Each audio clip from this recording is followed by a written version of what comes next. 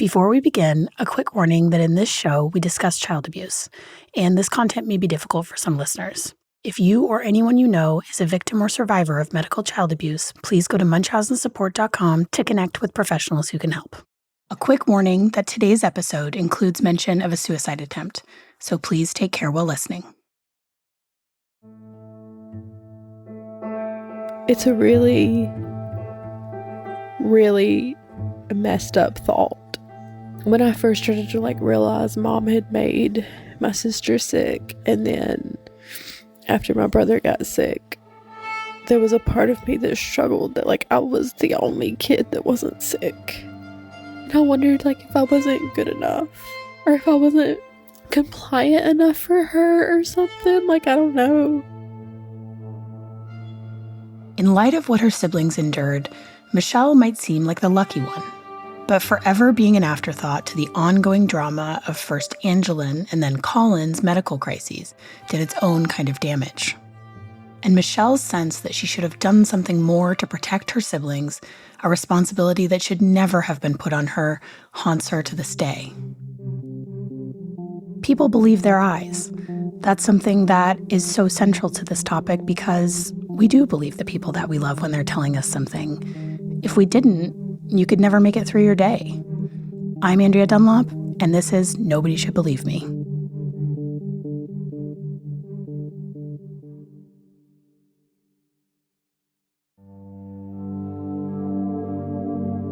Mishelle had been through a lot in her young life by the time Colin was born, and her family life continued to be strained. I remember us pretty well getting along for that first little while. I remember being very confused about why I was depressed, and being I remember looking around and being okay, well, I'm back with my parents now, which is always what I've wanted. And I'm here with my brother. And I couldn't understand why I was feeling so down all the time, trying to sort that out. But we didn't really talk about mental health in my family. And so other than my mom's one thing, quote, one little mental breakdown. So it just wasn't something that I had the space to explore, which I think is why my friends became really important during that time, because we were, at that age, everybody's going through some angsty teenager stuff. Lisa's one little mental breakdown, where she repeatedly poisoned and attempted to suffocate her infant child, was positioned in the family the same way Lisa had positioned it in her legal efforts to regain custody of her children. Not as a horrific crime Lisa had committed, but as a symptom of her own distress. And Michelle's parents expected her to get over it. In an email from her father, Carrie, he writes to Mishelle, quote, "Your mom told me about your feelings towards her. You are the only one who can work through them. But no one, not even myself, knows the state she was in at the time. She paid for what she's done and has done what she can to make it up to everyone." It's easy to imagine why Angelin's abuse was top of mind for Mishelle after Colin got sick. Not to mention that her mother's actions are not the type of thing one just works through. And now her brother Colin was suddenly and mysteriously sick. Would the past turn out to be prologue? And Colin, whose health issues were escalating, was the renewed focus of his mother's attention. That's really when I remember not taking care of him so much anymore. And she handled everything after that point. Which, for me, I didn't think about it back then as anything unusual. I just thought there's some stuff going on. Again, I was very involved at that age, getting involved with my own friends, and I tried to stay gone from the house as much as possible, and just being gone as, Amidst all of this, Mishelle, like all teenagers, was trying to figure out who she was in the world, and she began to find connections and community outside of her family, playing clarinet and being a flag girl in the marching band, making friends and even dating. But then came Colin's illness and the move to Alabama. Had a pretty serious boyfriend at the time, and so for me it was the end of my world, picking up and moving in high school. And I remember my whole friend group, we just all cried. We had a big going away party and all my friends came, and it was just this whole really, really dramatic thing for me. So you were there for a couple of years living all together. Yeah. What was going on with Colin at this time? It was very up and down. It was he would be really, really sick and in the hospital, and then he would be home for a little while, and there was just My mom had started this like Caring Bridge page, and that's one of the biggest things. Like, I've really had such feelings about me doing this publicly and being on a podcast, and then it just kind of started to slowly hit me recently, like how much of our lives my mom put on the internet already and how much is out there. Like, I actually went back and looked up the Caring Bridge page not long ago, and it is just more information than a human being could ever get through. This blog is over 170,000 words long. For reference, that's more than twice as long as any of my books. And most human beings, to Michelle's point, would have neither the time nor the inclination to read such a thing in detail, unless investigating these cases happened to be their full-time job. Lisa begins this blog not when Colin is diagnosed with NMO, but about a month before, on February 10th, 2008, while they were still trying to figure out what was wrong with him. A process Lisa explained in an interview with the podcast Exceptional Stories and the People Who Live Them. After he was released from the hospital in Savannah, he was home a few days. We started noticing that he was stumbling and falling a lot. So we took him back to the pediatric neurologist in Savannah.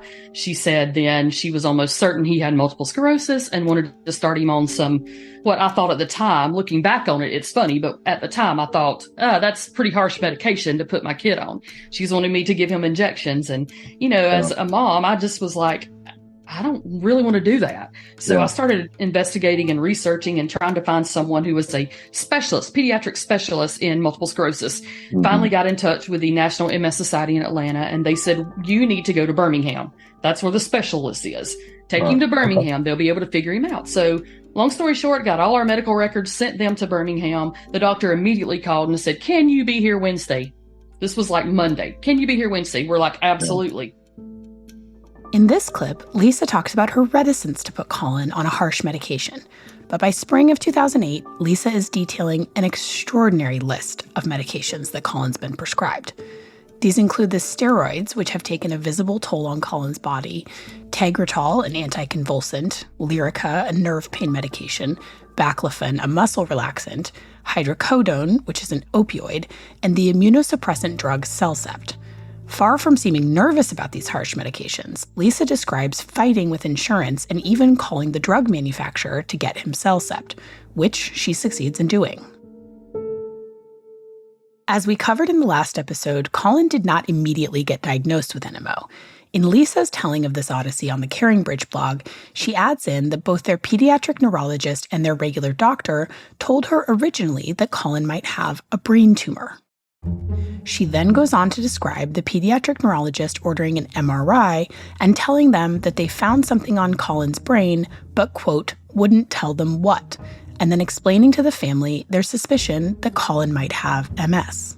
This trajectory doesn't make a lot of sense, as told here, for a few reasons.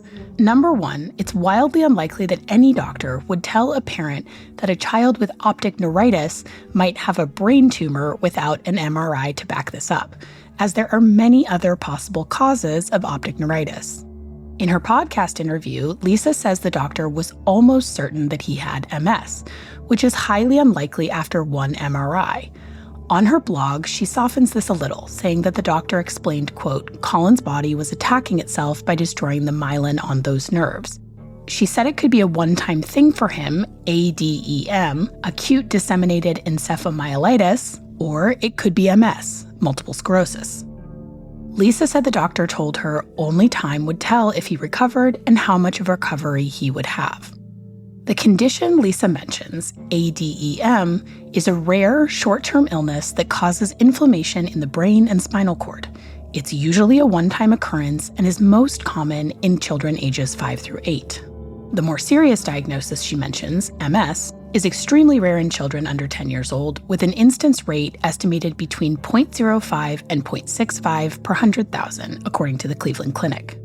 MS also doesn't have a single definitive test, so it usually takes some time to reach a diagnosis.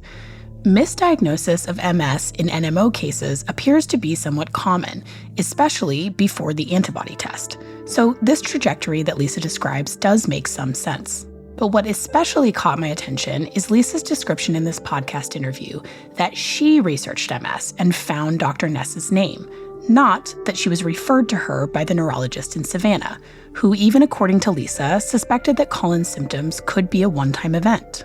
Now, of course, there's nothing wrong with a parent doing research to help their child and seeking out the best doctor to treat them. But according to the dates in Lisa's blog, she's in Dr. Jane Ness's office less than a month after the initial testing and the suggestion of MS being a possibility. With the context of Lisa being a convicted Munchausen by proxy perpetrator, and the fact that finding Dr. Jane Ness facilitated a move across state lines away from the hospital system that caught her the first time, this picture is highly concerning.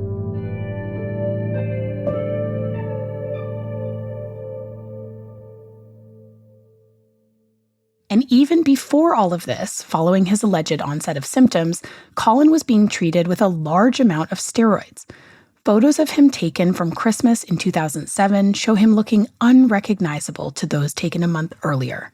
Sabrina remembers this period well. And just to note here that we were in Village Pizza in Hazelhurst for so long for this interview that you do hear them cleaning up around us with a vacuum in this clip. It was like an incredibly long time he was on steroids, like for months and months on end. And I'm like, that's weird because I've never seen, especially a small kid get on steroids for that long of a time. So I think other people started questioning it because the freshness of Angelin and all that stuff hadn't like completely dissolved. So when all this starts coming out with Colin and he's getting sick and he's going to the preschool and the people at the preschool are noticing, man, he's gaining all this weight, what's going on? They're noticing all this stuff. When Lisa tells the story of Colin's illness, she is always clearly positioned as his champion. In the same interview we touched on earlier, she talks about not only her yen for research, but the importance of her faith.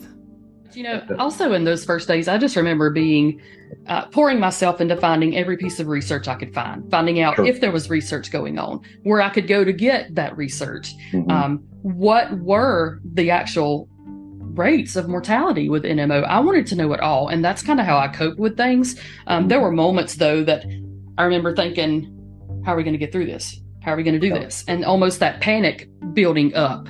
But then that's also when you say, if you have a relationship with the Lord, you have to stop and say, okay, you sent this for a reason, and I don't understand that reason, and I don't know that reason, but I have to trust you to give me what I need to help me get through whatever this is, whatever comes. But I also think there's people talk about grief, and they mostly talk about it in death. But there's also a major grief that goes along with a parent or any family member who is diagnosed with the disease. There's a grieving period. My child's never going to be who I thought he was going to be. He's going to be his own person. He's going to be someone that God's made him, that he's made and he's poured into himself, but he's not going to be that little boy who could run around and play football if he wanted to. He's not going to be that little boy who can always be interacting with other kids because he's tired and he needs to rest. So there was some kind of a grief period that went along with those first probably years, and realizing that Colin was he was forever changed. He would forever be different than what he was the day before he lost that vision. There are frequent references to God and the role of faith in Lisa's blog, in particular with respect to Colin's bleak future. In a post just days after he was reportedly diagnosed, Lisa writes, quote, "I wonder what his future will be like. Will he get to go to school? Will he grow up? Will he marry and have children?"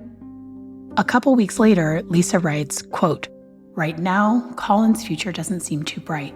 Today was a reminder that we are grieving for his future and watching his body struggle."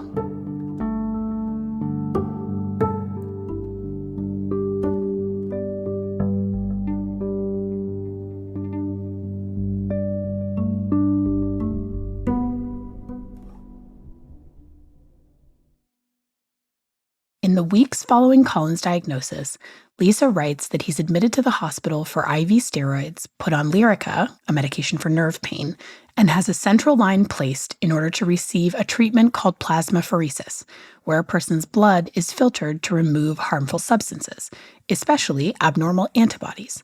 And according to our NMO expert, this is all in line with the best practices for treatment. So for acute treatment, the first line of defense is steroids, IV steroids, for a period of days. That will lead to improvement in almost all cases, but in many cases, that's not sufficient.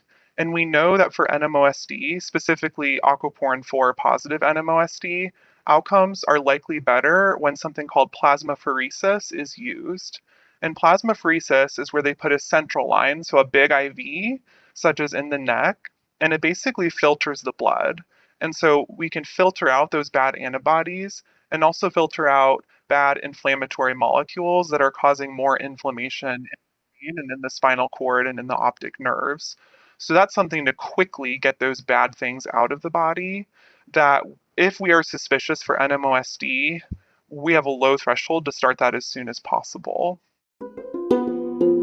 And while fear with a serious diagnosis such as NMO is understandable, the way Lisa speaks about Colin's life and future are not in line with his likely prognosis, especially as he appears to have received treatment pretty much right away. Especially in children, they can be more likely to have a one-time event in terms of having an attack that could look like NMOSD. However, this may not be a lifelong condition, and it may be that once they recover from this event, nothing will ever happen again. And are more stringent than the criteria to diagnose this disorder when the antibody is positive. So if the antibody is positive, all you need is one core clinical symptom. So one of the main ways this presents, and you can diagnose this. If the antibody is negative, you need two core clinical symptoms.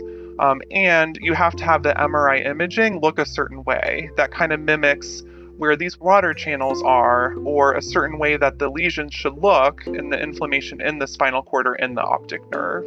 So we do have those criteria, but in children, we sometimes find that even if they meet criteria for CR-negative NMOSD, they may not require lifelong treatment with immune medication. Lisa's blog describes Colin's worsening state, that he's falling frequently, that his feet are turning in, and that he can hardly get out of bed. In an entry dated April 17, 2008, Lisa writes, quote, "He walked up a few stairs. Now, I know most of you will not understand what a huge deal this is, but it is. Colin has not been able to climb anything, much less stairs, in a very long time." Not only do Mishelle and Sabrina not remember any such symptoms other than Colin's fatigue, family photos from a vacation in March of 2008, near the time Colin was diagnosed, tell a markedly different story. Though Colin is in a wheelchair in some of these pictures, in others, he's running around a water park, playing mini golf, and splashing down water slides. The doom and gloom tone in Lisa's blog is unrelenting. She makes the first mention of hospice care in August 2008, a mere 5 months into Colin's diagnosis. Colin continues receiving plasmapheresis treatments, for which he has a port placed in June of 2008. This is highly concerning given Lisa's past with her daughter and Colin's numerous instances of sepsis, the first of which nearly kills him immediately after the family's move to Alabama. We spoke to Dr. Bex, a pediatric hospitalist and frequent contributor to this show, about why ports and polymicrobial infections are a red flag in these cases. It struck me immediately. What you said, the word polymicrobial, meaning not just one bug, but multiple bugs, also a red flag. I have had kids who have had ports and Broviacs even for something like short gut, who have never had a line infection. And so I looked it up, and it is the risk. This is like the AAP, the American Academy of Pediatrics, the study that they reported in their journal said 0.9 per 1,000 port or central line days. So not like how many ports, but per day. And then, of course, that study included kids with short gut, with other things that would have put them at risk. Now, Colin's risk was that he was immunosuppressed because of the medications he was being given, which does put you at a higher risk. They sent him home from one infection with a line, and Lisa was supposed to take him to the doctor's office the next day to get a blood culture to make sure there wasn't an infection. That doesn't, I mean, again, even the risk of line infections with a central line goes up the longer the line is in. just because it's an older line, it's more at risk. Your body starts to break it down. There's other reasons that it becomes more of a risk. And if these doctors knew her history, which I'm going to go with, they knew something about it.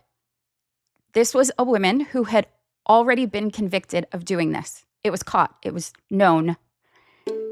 One line infection would have been too much for me to say this is, that already put him as an outlier. And then you say multiple polymicrobial.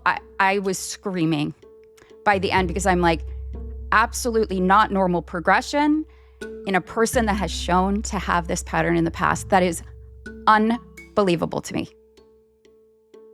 Colin has repeated instances of both sepsis and UTIs throughout this time, and Lisa isn't shy about sharing the details on her blog and Facebook account. When Colin is hospitalized for sepsis in March of 2010, Lisa writes that he has a superbug, or antibiotic-resistant infection, that has entered his bloodstream. This is another polymicrobial infection, meaning that it contains multiple organisms, including, Lisa mentions on her blog, E. coli, which is highly associated with potential fecal contamination, though she later says that this test result was mistaken. In another instance of polymicrobial sepsis in August of 2010, Lisa mentions that Colin's culture came back positive for Pseudomonas, which is rare but caught my eye because it's come up in a number of previous cases I've covered involving Lyme contamination and is a red flag for Munchausen by proxy. Sabrina was rightfully concerned, but it appeared that this was not an open topic for discussion. But he just he got just sicker and sicker and sicker. And I mean, every time you go, it would just be, he couldn't get up off the couch. It was the NMO, it was messing with him, that's what it did, only that's not really what it did. It's not, all these symptoms are not symptoms of the NMO. And I'm like, you asked a question, it's like, don't ever come back here. You start asking questions. If that's how you're going to be, don't ever come back here. And I'm like, what's going on? Throughout the first year of his treatment and the family's move to Alabama, Lisa reports a drastic escalation in Colin's treatments. But nothing seemed to help him.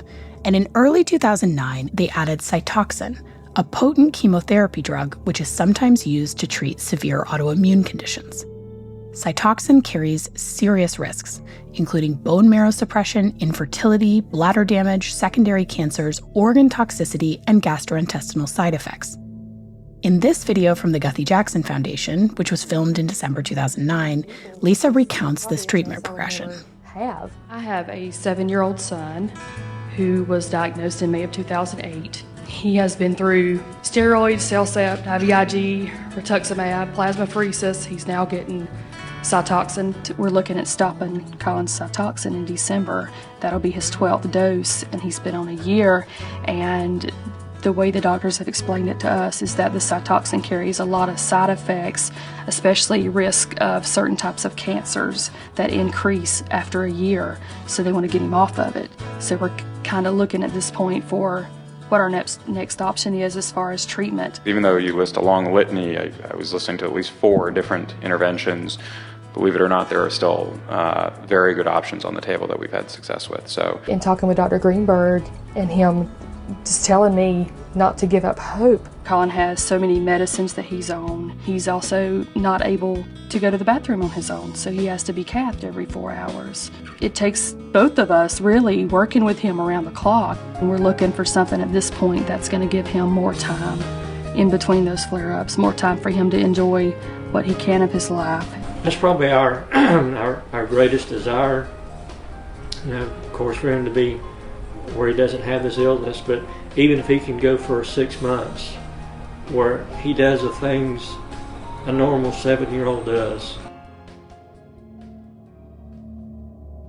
The other voices you hear in this clip are Lisa's husband, Kerry, and before that, Dr. Benjamin Greenberg, a neurologist and NMO expert who works closely with the Guthy Jackson Foundation, which Lisa appears to be fully embedded with by this time after attending their patient day in Los Angeles in November of 2009.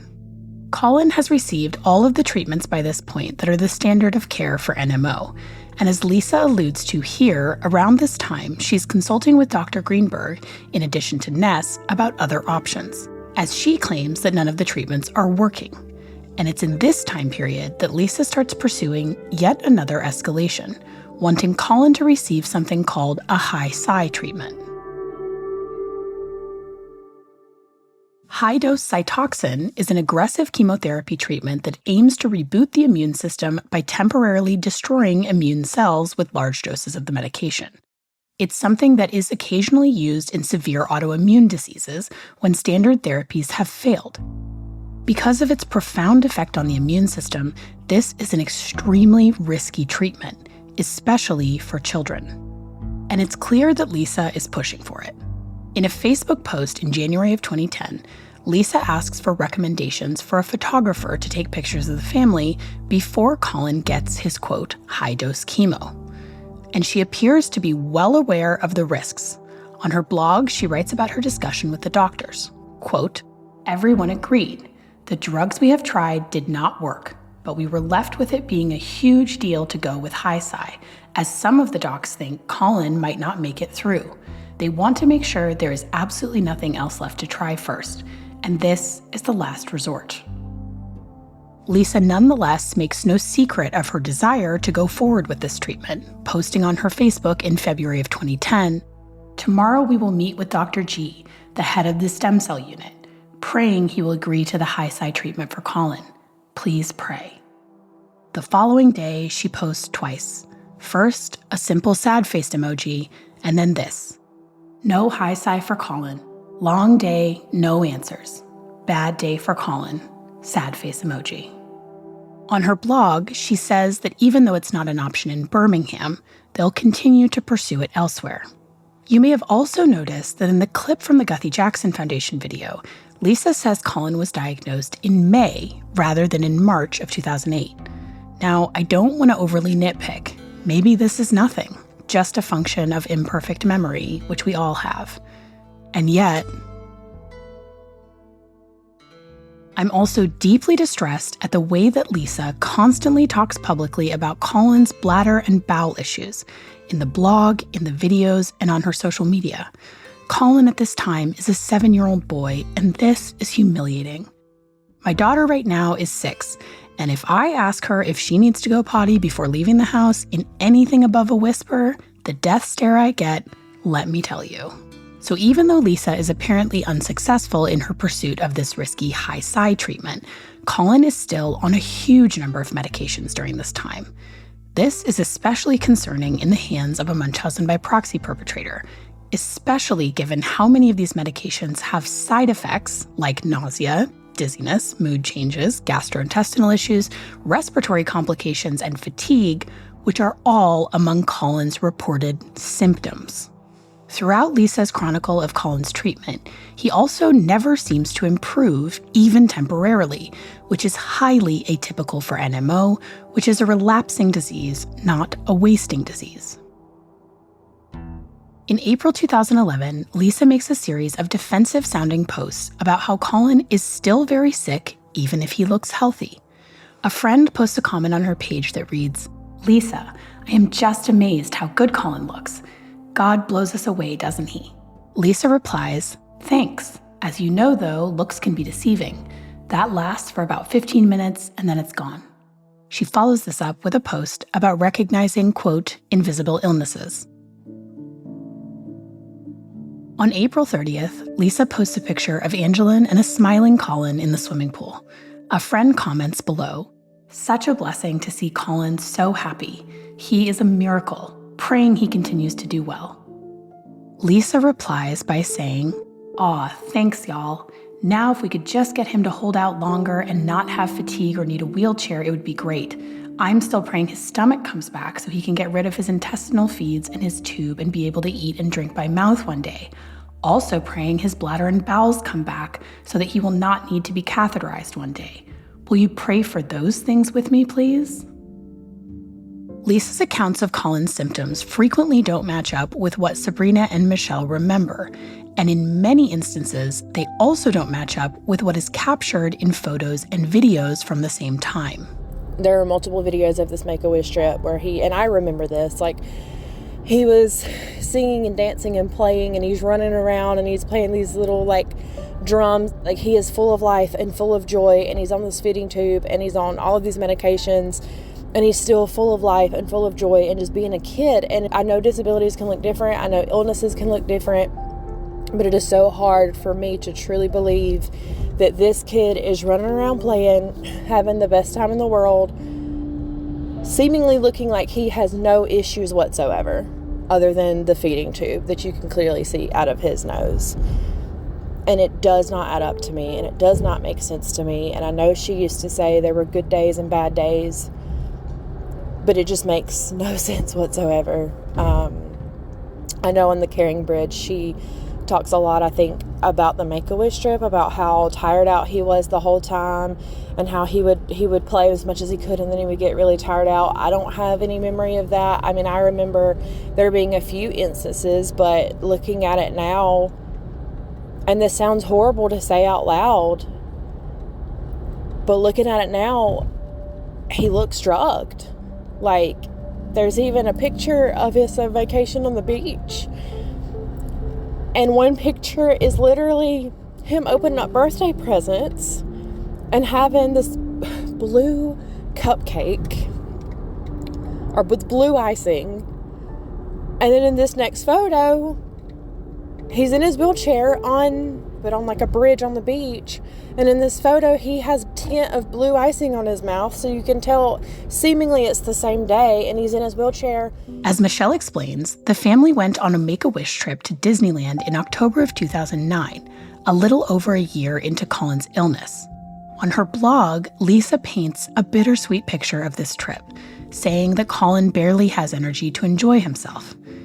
However, videos from this trip that Mishelle shared with us show him running around, going down a slide, and even scurrying up a rock climbing wall.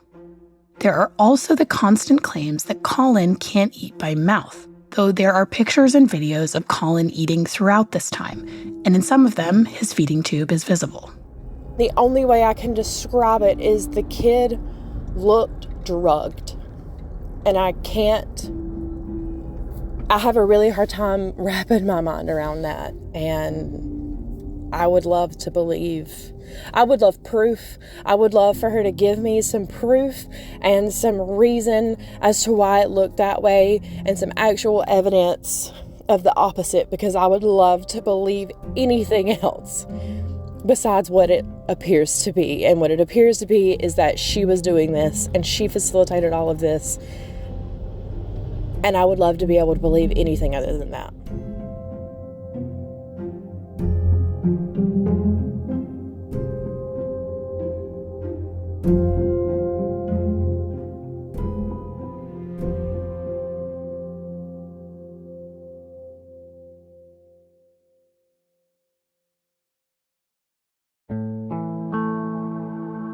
From Michelle's communications with her parents during this time, you can see that the dissonance is growing for her, and that she's thinking about what her mom did to Angelin, and the whole thing just becomes too much. So yeah, I was just kind of going through some I think a lot of your typical angsty, rebellious teenage stuff, but then on top of a lot of trauma too. So I think added to that, and a lot of just spiraling and asking for help because I didn't know how to. At one point, when I was 17 and I was still living up there, I tried to commit suicide. I swallowed a whole bottle of pills, and my boyfriend at the time called me right after, and he was just like, what's going on? I feel like he just knew, and I don't even know how else to describe it in that moment, but he just knew, I think. And he was just like, you don't sound right, what's wrong, what's going on? And I'm just like, oh, I'm fine, whatever. And I'm just trying to go to sleep, and he was just like, no, you're not, what's going on? And he finally drug it out of me, which was probably very traumatic for him, looking back on it now. And he called my mom and told her, and my mom came in and started yelling at me and was like, is this real? Like, how could you do this? Like, your brother's fighting for his life and you're trying to take yours. And very just like, she made my dad drive me to the hospital, wouldn't even go with me. And so I went to the hospital and they like medically cleared me and everything. And I ended up in a psych ward there for like, I think it was like 72 hours or whatever, like the thing, I think it's 72 hours there, but that was pretty traumatic. And there's still like a part of me that feels guilty because it's hard for me to completely remember exactly everything that was going on with Colin, because I'm like, I was treading water emotionally, you know, I was like kind of drowning. Mishelle coped by throwing herself into an independent life. She ends up moving out and finishing high school on her own. But she kept close touch with the family and she tried to be there for her siblings. I do remember he kind of like regained his eyesight, but I do remember him talking about having a lot of pain with his eyes. So that was like a big thing because like it affects your optic nerves. And so I remember him talking about his eyes hurting him a lot. I remember kind of what we were told, but like he lost control of his stomach muscles. And like, that's the one that I think really like just hit me like a ton of bricks, like the most. Like I remember fast forwarding a little bit, like after I was pregnant with my daughter and I had met them, I had already moved out of the house, but I met them for dinner somewhere. And I think it was like my birthday or like something, and maybe somebody's birthday, and we had gotten like they bring up a little dessert and like, and all this. And they brought it out and he's sitting in his little wheelchair and he just looks at it and he stopped and he just like put his head down and he said, I just miss it sometimes. Talking about just the ice cream, like the food. And like that moment broke me. After Mishelle finished high school, she started her own family, getting engaged to her boyfriend and then giving birth to her daughter in August of 2011. There is a beautiful photo of Colin holding his tiny niece just after she was born, and Mishelle has a vivid memory of this day. It's like I distinctly remember after I'd had my daughter and my parents, they all had like come to visit, and my mom had went to go kind of do something with her sisters. And so my dad and my brother came over and he came walking into my apartment, just like a normal kid, just like walks in. And they're there to visit. And like, he was like playing on my like Nintendo, whatever it was, the Wii or something then. And my mom came back later and walks in the apartment and is like, oh my God, where's his wheelchair? And is like, why did you let, and just like fussing at my dad, you know, you can't let him leave without his wheelchair. Like, where is his wheelchair? Like, and we're all just sitting there like, you know, he walked in, like, he's fine. And she's like, no, you don't understand. He's going to get so tired out. This is going to ruin the next 2 or 3 days for him. Like, he's not going to be able to function now because he's going to be so tired out because you didn't bring his wheelchair. Like, he never should have walked in here. And like, I remember even then having that moment of like, that's not right. Like, you know, and so they were always like, what do you see? Like the things you see and like the things you know that you see, right? But then she comes in and says like that, and it sticks with you in the moment. It's like, well, that doesn't feel right. Like, you know, like that's not right. But then how far do you take that? You know what I mean? Is it like, oh, is she just and like, it seems crazy to say that now, right? Like all the signs are there that she's made these children sick. She got literally caught making her child sick. And so to sit there and still try and reason with it in the moment is like, it makes you feel crazy. I mean, I saw him walk in with his mom all nights. He's been fine. He's been sitting here all afternoon fine. He's not complaining about his eyes not one time. Like, he's not, like, seems to be functioning as like this normal kid. And then she comes in fussing about not having his wheelchair. And is it nefarious? Or is it just, well, she's really worried about him? Like, it's easier, right, to believe that she was just really worried about him. And like, maybe that wasn't the most appropriate way to handle it. But like, at the end of the day, she's just concerned. Even though logically, you know, that's not true. Interestingly, this incident happened during a lengthy hiatus from Lisa's Caring Bridge blog, which lasts for nearly 5 months, from April to September of 2011. During this time, Lisa appears to move her focus away from Colin, using her social media instead to reiterate some anti-vax sentiments, post some seemingly supportive messages about Casey Anthony, who was acquitted for child murder in a widely condemned verdict, and posting about a pageant mom who gave her 8-year-old daughter Botox. Lisa says, quote, "This should be abuse." For the record, I agree. However, coming from Lisa, a bit ironic. Lisa does post a few things about Colin's health during this time, but they're noticeably rare. And there were several instances in the months just before this hiatus that caught my attention. The symptoms Lisa describes during this period are often not related to NMO. Colin has yet another life-threatening septic infection in January of 2011, and he continues to have gastrointestinal issues and complications with his feeding tubes. Lisa also mentions some issues with Colin's heart, and then in an entry dated January 18th, 2011, she writes this, quote, "There is also debate about what Colin actually has. One doc thinks he has an immune problem that turned into an autoimmune problem. Then there is NMO, then maybe a cellular or mito disorder.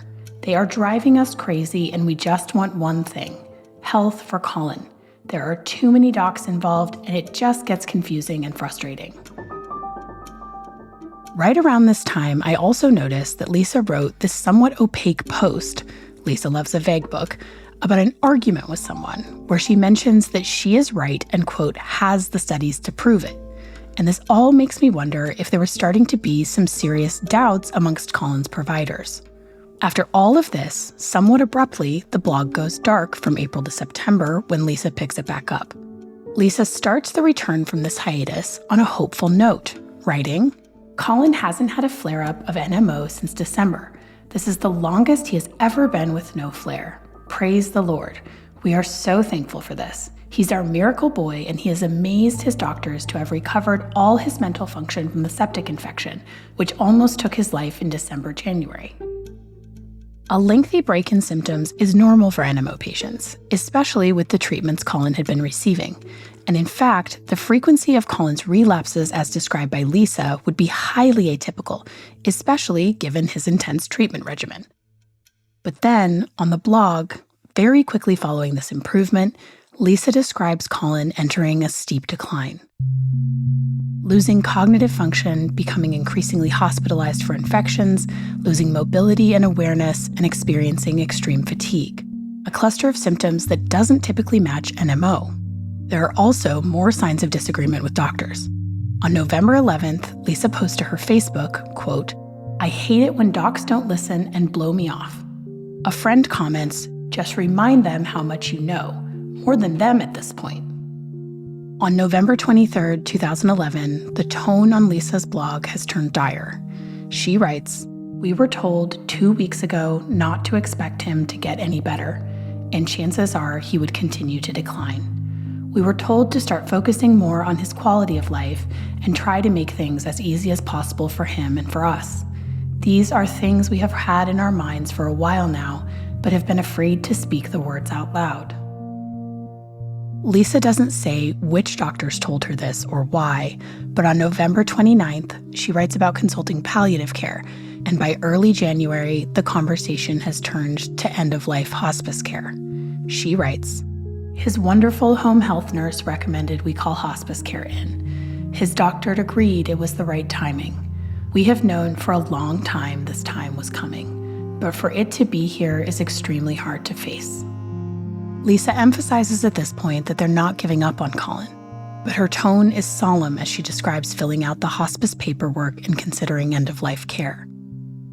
To give some context here, the line between palliative care and hospice care, which is a type of palliative care, is, like so many things in medicine, extremely nuanced.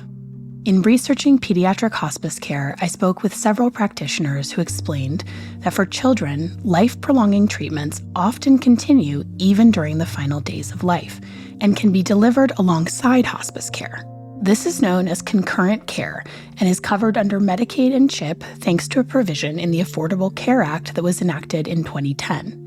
That provision mandates that states provide insurance coverage for both curative and hospice services simultaneously for patients under 21. So while it was possible for Colin to have received concurrent care, it doesn't appear that he did. Because despite her comments about not giving up on him, Lisa was actively planning for Colin's death. By the 18th of January, Lisa is already talking about Colin in the past tense, asking people to share their memories of him and how he influenced their lives on her Facebook. On January 25th, Lisa emails Mishelle with a link to a casket that she's designing for Colin. Now, in my research on child loss, there is a range in how people deal with this situation. Some parents find comfort in making plans and thinking through the details. Some don't want anything to do with it. However, given these particular circumstances, the fact that Lisa is actively planning for the death of her child feels very different, because it is very unclear what he is dying of. He does not have a wasting or terminal illness. The guidelines for hospice care outline that someone must have a terminal illness with less than 6 months to live, but there is room for nuance here as well. As a very experienced provider I spoke to said, the guiding question for doctors in pediatrics is, would you be surprised if this child died in the next 6 months? And while there are healthcare workers still involved, once a child is in hospice care, parents are given even more direct control over their care. And as Sabrina remembers, Lisa had these providers wrapped around her finger. Lisa got really close with the home health people up there, kind of even more so than she did with Angelin when Angelin was in Savannah. So she had them kind of hoodooed that she knew all this. There was a lot of people from their community that was also there in that neighborhood that were there, but he was getting feedings, and then the next thing I know, she called and said, well, they said he don't have much time left, so we're going to take him off feeds. And I'm like, well, if you're going to take him off feeds, how long? You're saying to me that's triggering 24, 48 hours, you're expecting him. And they would put him on and off. So it was like, I would get the call, and this happened multiple times, they're calling the family in was what they would say, they're calling the family in, and that happened multiple times. I made multiple trips. But when they would put him back on the feeds, they would only put him for a day. Yeah, it would be a day or two. It was a day, no more than about 36 hours that they would put him back on feeds, and they would take him back off. That is it's inhumane. It is just cruel and inhumane. I asked my sources whether there was any reason a child would be taken on and off their feeds this way. And while they told me that this can happen, it's not for the reason that Lisa appears to have given her family. The providers I spoke to said that they might take someone off feeds if they were having pain because of them, as the chief goal of hospice care is comfort. But they would never take a child off feeds to hasten the end of their life. These providers also emphasized that the removing of feeds is one of the most agonizing decisions for a parent to make because of what it symbolizes: the removal of nourishment, giving up. Lisa describes Colin on her blog as being ready to be with Jesus, as accepting his fate. But Sabrina recalls something quite different. At this point, he's so weak and frail because he's been off feeds for so long, and he's been in the same state of, she's my mama, I trust her. But in my mind, I think he knew. In my mind, I think he knew his mama was the cause of him being so sick. And I say that because he would, from January, when we got the initial call, he's not going to make it, the family's being called in. He started telling me stuff like that. She's my mama. He wouldn't elaborate on it. It would just be but she's my mama. And I would just, what are you talking about? Hey, baby, she's my mama. And I'm like, okay, but I don't understand what you mean. And he would just repeat, she's my mama. And I said, Colin, what's going on? What are you trying to tell me? He said, hey, baby, she's my mama. And I'm like, Colin, just know Aunt Baby loves you more than life itself. And he said, I know, but she's my mama. And at first I thought, okay, maybe he's trying to tell me that she's my mama and I need you to look after her, because something's happening to me and I'm going to be gone and I need you to look after her. He would say stuff like, do you have to go? And I'm like, I kind of translated it into being, it's a little more bearable when you're here, when you're around me. Then, I mean, it just got where every time you went, it was, do you have to go? Please stay. Just please stay with me. Can you stay a little bit longer? And so we would stay later and later and get home later and later. And, you know, but it just wailed on me like, but she's my mama. But she's my mama. And the closer it got towards the end for him, the more avid he became of, but baby, she's my mama. Like, I just can't believe the person doing this to me is my mama. And I mean, those words just, I can hear him telling me just as clear today as what he did all those years ago. That she's my mama, but she's my mama. The idea that Colin might have known what was happening to him is an unfathomable horror, and his dawning awareness may not have been incidental. I have noticed in my research of these cases that there are ages where a perpetrator seems to make a sudden increased drive towards hospice care and death. 5 or 6 is an age that comes up a lot. My niece, Sophie Hartman's daughter, and Hope Ybarra's daughter. Around 10 is an age that also comes up, as with Mary Welch's son, Maya Kowalski, and Colin, who's 9 years old at the time he enters hospice.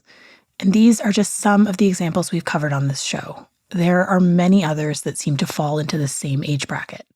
It has occurred to me, especially because I have very direct examples with a daughter who is 6 and a niece who is 9, that these are ages when children take dramatic steps towards independence, when they become harder to control. Was the lengthy period of Colin's remission and the uptick in those around him noticing his lack of visible illness a sign that Colin was becoming less compliant? Was this the reason for his ultimate turn for the worse? And what about this tension with doctors that Lisa hints at, the renewed look at his NMO diagnosis? Were people starting to catch on? Was Colin starting to catch on? And he loved her because she was his mama. But I know he was trying to tell me that this is my mama's doing, that this is what she's doing to me. When your kid is on a continual feed, and you take that nourishment away from them, they're going to get weaker and they're going to die because you're not giving them anything. He wasn't even getting a drop of water. But he got to the point he was begging for suckers. Blue suckers. He wanted blue suckers. And I'd sneak a blue sucker in. And if he wanted to take a lick, he was taking a lick. And if he wanted to hold it, he would just hold it. I didn't care. He wanted a blue sucker. That's the one thing I could do. He was getting a blue sucker. So the last time we saw him alive,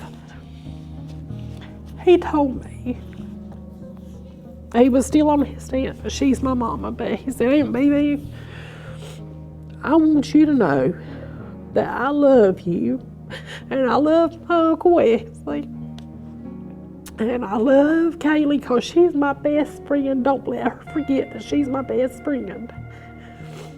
And don't let Mason forget that he was supposed to teach me how to play ball.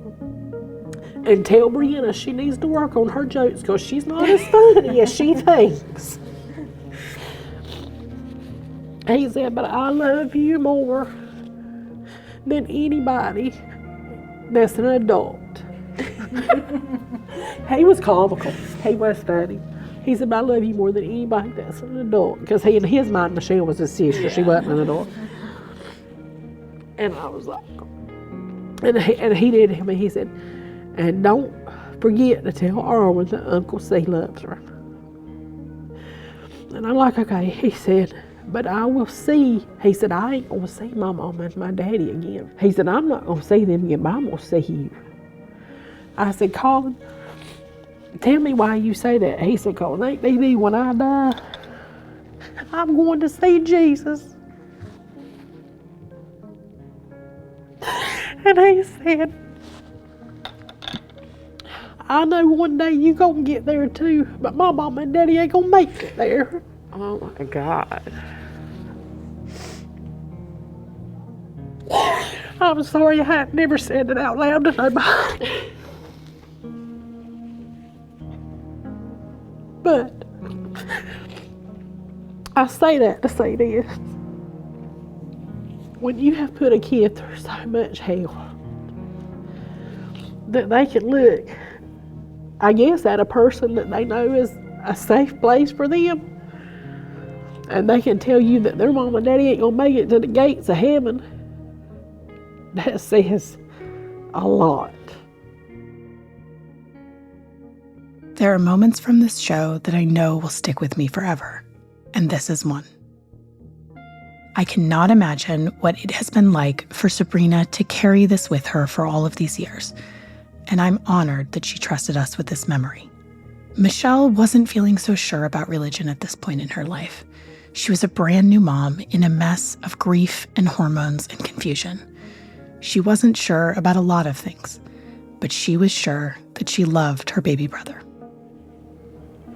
The last time I saw him, I think everybody had really gone to bed, and I was sitting in the room with him, and I was laying in his hospital bed with him, and he was like trying to play his little Mario game, and he stopped and he turned it off, and he looked at me and he said, "Now keep in mind, I'm in the middle of like deconstructing at the moment," and my husband at the time was like very anti anything religion, so I'm just like all twisted up inside about what I believe in all this. And he's laying there and he said, "Mishelle, do you believe when I die I'm gonna go to heaven?" He's like, "Do you believe I'm gonna go to heaven?" And I said, "Yeah, baby. Like, you're not gonna look at a 9-year-old this time." And he knew it was dying, like he knew. And he said, "Are you sure?" And I said, "Yeah." I said, "You're gonna be okay." And he said, "Okay." And he gave me a hug and he said, "Thank you." He said, "You helped me not be scared anymore." On March 29th, 2009, 4 months shy of his 10th birthday, Colin McDaniel passed away.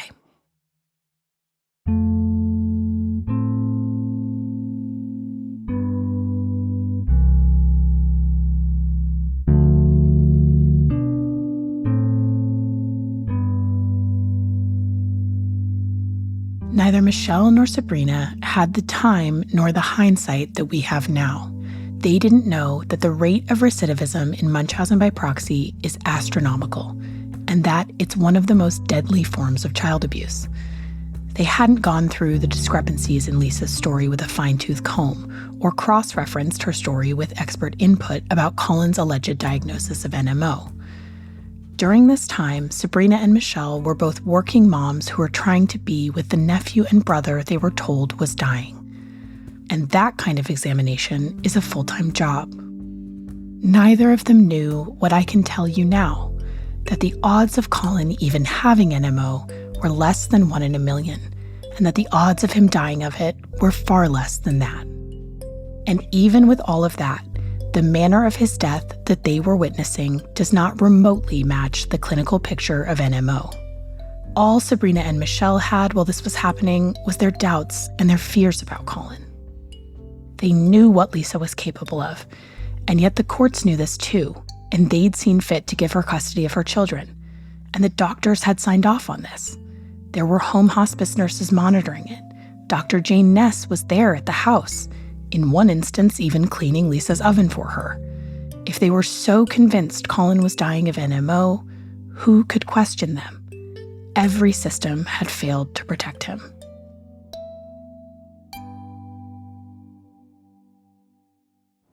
In 2002, when my brother was born, I guess CPS had stepped in then. And I mean, I literally wrote it down because it was so profound to me that this was worded this way. And it literally says, in the event that this child, talking about my brother, becomes unusually ill, it'll be reported to the courts immediately. A year or two later, my brother's sick and we're moving across state lines. So that will, I think, always stick with me, because no matter how you slice it, like, best case scenario, it could have prevented an illness and potentially a death, or he was sick the whole time and having some sort of oversight there could have really healed a lot of people. You know, if everything my mom has ever said was been true about him, and he was legitimately sick, he legitimately had this thing, and there was no foul play at all, then having some sort of oversight from the courts or from CPS or anybody to kind of monitor that would have meant worlds to, I think, all of us. I know, especially me, but like my whole family, to just have that like peace of mind. The approval process for pediatric hospice involves sign-off from the medical director of the hospice and at least one treating physician. So how did Colin, a child who did not have a terminal illness, end up in hospice care to begin with? Mishelle went straight to the one person who might be able to answer this. Hey, this is Janice. Hey, how are you? I am good. How are you? That's next time on Nobody Should Believe Me. Nobody Should Believe Me is written, hosted, and executive produced by me, Andrea Dunlop. Our supervising producer is Mariah Gossett. Our senior producer is Taj Easton. Assistant editor and associate producer is Greta Stromquist. Research and fact-checking by Aaron Ajayi. Engineering and mixing by Robin Edgar. And administrative producing by Nola Carmouche. Music provided by Blue Dot Sessions, SoundSnap, and Slipstream Media.